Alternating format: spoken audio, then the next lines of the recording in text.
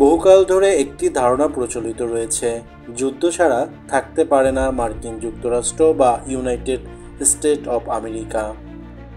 কারণ যুদ্ধ, সামরিক হস্তক্ষেপ কিংবা অভ্যুত্থানের প্রসঙ্গ আসে, তখন যে দেশের নাম সবার আগে আসে সেটি মার্কিন যুক্তরাষ্ট্র।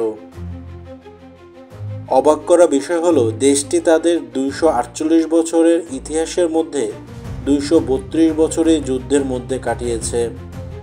শতকরা হিসেবে দেশটি তাদের ইতিহাসের মাত্র 6% সময় যুদ্ধহীন থেকেছে। এটা কি মার্কিন যুক্তরাষ্ট্রের ইতিহাসের একটি কাকতালীয় ঘটনা, নাকি রাষ্ট্র কাঠামো, অর্থনীতি এবং রাজনীতির গভীরে লুকিয়ে থাকা যুদ্ধ আসক্তির ফল? বিশ্লেষকদের মতে আমেরিকার অস্তিত্ব আর আধিপত্য টিকে আছে যুদ্ধ, সামরিক হস্তক্ষেপের উপর নির্ভর করে। যুদ্ধ যেন আমেরিকার রাষ্ট্রীয় চরিত্রের অবিচ্ছেদ্য অংশ হয়ে দাঁড়িয়েছে। ইতিহাসের দিকে তাকালে বিশ্লেষকদের এই মন্তব্য হয়তো অমূলক নয়।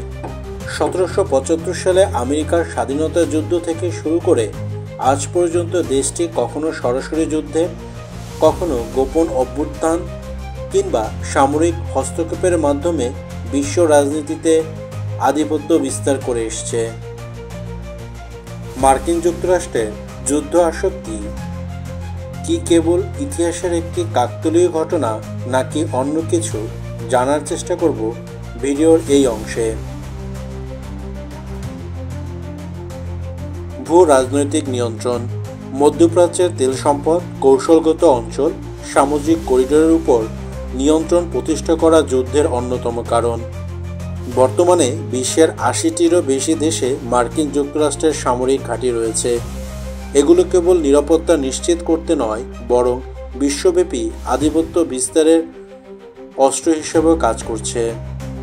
মার্কিন যুক্তরাষ্ট্রের অস্ত্রশিল্প বিশ্ব অর্থনীতির এক বিশাল অংশ জুড়ে রয়েছে। শুধু 2023 সালে মার্কিন যুক্তরাষ্ট্রের অস্ত্র বিক্রির পরিমাণ ছিল $238 বিলিয়ন মার্কিন ডলার। বিশ্বব্যাপী অস্ত্র বিক্রির 51%ই আসে মার্কিন যুক্তরাষ্ট্রের কোম্পানিগুলো থেকে। যুদ্ধ মানেই নতুন অস্ত্রের বাজার এবং নতুন সামরিক ঘাঁটি। এই বিষয়টি নিয়ে মার্কিন প্রাক্তন প্রেসিডেন্ট জিমি কার্টার মন্তব্য করেছিলেন, আমেরিকা বিশ্বের সবচেয়ে যুদ্ধপ্রেমী দেশ, কারণ তারা সবসময় নিজেদের মূল্যবোধকে অন্যের উপরে জোর করে চাপিয়ে দেওয়ার চেষ্টা করে।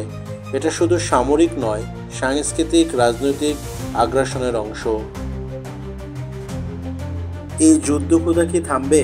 সম্ভবত থামার নয়, কারণ যুদ্ধ আমেরিকার রাজনৈতিক, অর্থনৈতিক ডিএনএর অংশ হয়ে দাঁড়িয়েছে, যার প্রমাণ দিবে মার্কিন যুক্তরাষ্ট্রের বর্তমান কিছু কার্যকলাপ। কানাডাকে যুক্তরাষ্ট্রের অন্তর্ভুক্ত করার হুমকি, পানামা খাল পূর্ণ দখলের দাবি, গ্রিনল্যান্ডকে কেনার প্রস্তাব, এসব তাদের সম্প্রসারণবাদী মানসিকতারই উদাহরণ। এই প্রকল্পগুলো আপাতত কূটনৈতিক কিংবা মনস্তাত্ত্বিক পরিকল্পনা হিসেবে রয়ে গেলেও ভবিষ্যতে এগুলো অনেকটাই সামরিক রূপ নিতে পারে বলে আশঙ্কা করেন বিশ্লেষকরা। তবে প্রশ্ন থেকেই যায়, এই পথ কি চিরকাল চলবে?